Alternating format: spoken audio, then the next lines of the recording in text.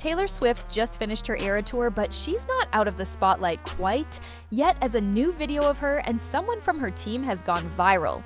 Now, just a couple of days after Taylor ended her ARS tour, she made her way to Children's Mercy Hospital in Kansas City to spend some time with the patients and their family members. She surprised them, took photos and videos, and even made some TikToks with fans. But as she was leaving, there was an extremely awkward moment between her and one of her team members in the video. Taylor was seen exiting the facility surrounded by security and staff members, but when one started chastising a fan for videotaping, her Taylor was not so happy when the clip began. With Taylor walking down a long hallway as the fan filming yelled from behind the camera, "Thank you for coming," Taylor grinned and waved at the fan. But suddenly a woman who was a part of Taylor's team started yelling at the person who was recording. "You're not supposed to be filming," she said angrily. But Taylor quickly came to the fans' defense as she grabbed the woman who was reprimanding her by the shoulders and turned her body away from the fan, adding, it's okay now." Many people applauded Taylor for her reaction, while others slammed the lady for embarrassing her the way she grabbed that lady by both arms to shut her up. Tay said, "No being rude on my watch." One person tweeted, "We do not deserve her at all." "Not in the slightest, not even a little bit, not even at all," said another, "Not the old lady embarrassing her, OMG, it's a hospital worker filming. Not some paparazzi." Someone else added, "Well, fans noticed that multiple other people were filming the star they were trying to give this lady some grace, saying maybe she didn't want the person to film Taylor and post it right away, as it would give away her location and it could potentially become unsafe. And that makes sense, but if that was her intention, she could have been way nicer."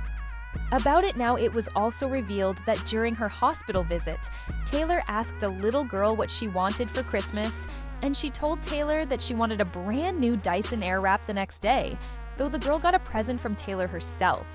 It was the DIYs and Airwrap, which cost around $600 lore, then added a handwritten note that said, "In case Santa doesn't come through now." This is honestly just so sweet and special now. While Taylor was there, she also brought copies of her errors to her book that was just released and signed some copies for some of the fans. It was also Taylor's 35th birthday on December 13th, and it's been revealed that her boyfriend Travis Kelce threw her a surprise birthday party, and the Me was her Era tour. BRM Helm shared pictures from the recent celebration on Instagram, where she was seen wearing a shimmering silver fringe mini dress with knee-high boots, the paid image to Taylor's Fearless album.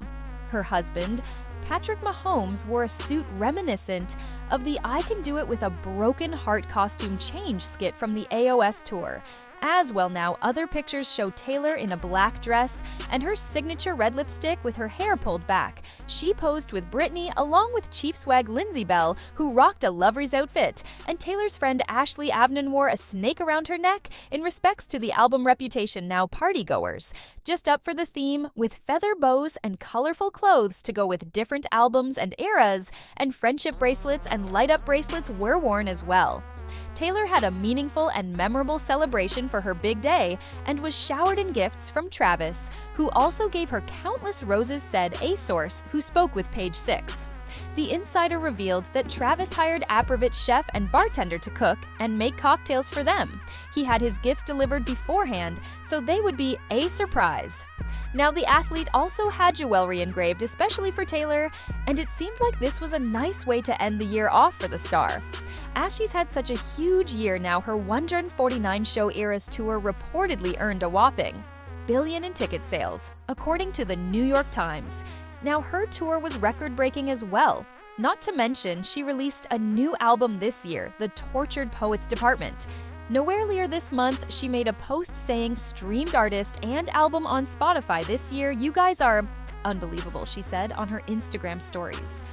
One amazing thing to find out going into our last weekend of Era shows.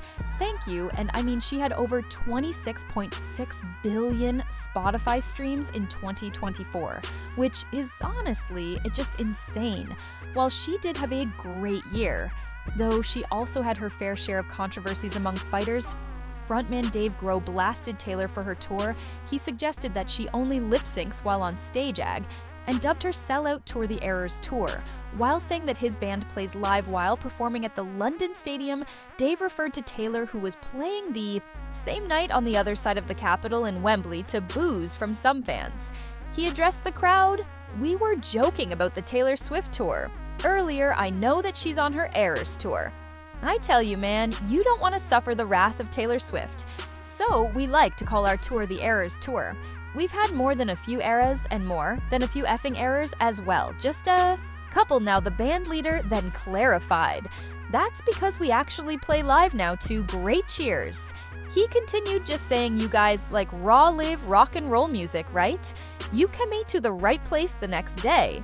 Though as Taylor performed her third show, she addressed these comments, she wasn't going to let him disrespect her entire crew, as during the show she told her audience, "What you just did is an unforgettable moment.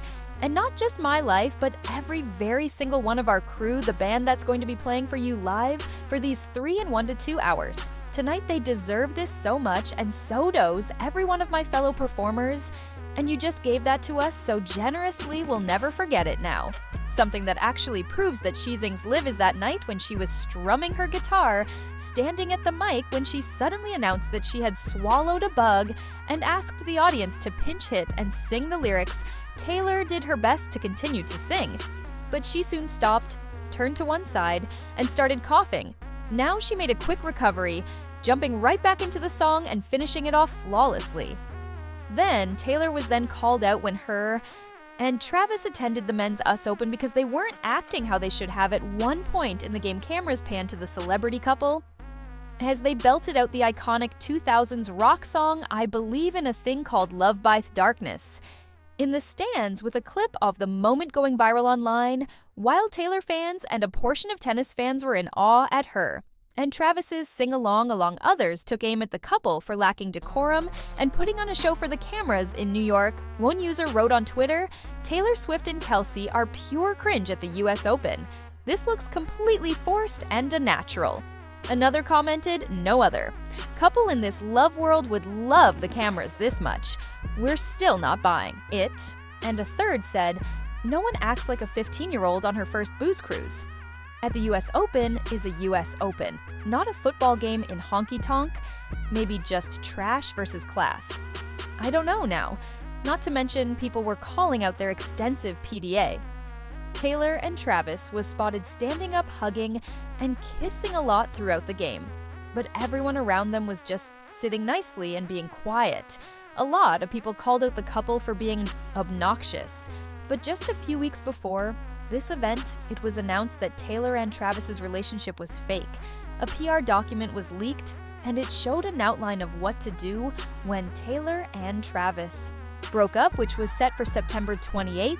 It had talking points about how they would announce the breakup and steps they would go through to make it seem mutual now. After it spread online, a spokesman for Full Scope, the company listed for orchestrating the fake relationship, insisted that it was entirely false and fabricated and was not created, issued, or authorized by this agency now because this got leaked. Some fans think that Taylor had been acting irrationally to get the conversation changed. I mean, after the supposed fake contract was leaked, Taylor and Travis were seen together non-stop. It seemed like they were working overtime to try to prove to the world that, oh, we're still together now. If all this happened in 2024, I can't wait to see what happens in 2025. Well, that's all for our video today, and are you a fan of Taylor? Let us know in the comments down below. And don't forget to like and subscribe to our channel. I'm your host, Blake, and we'll see you next time. Peace.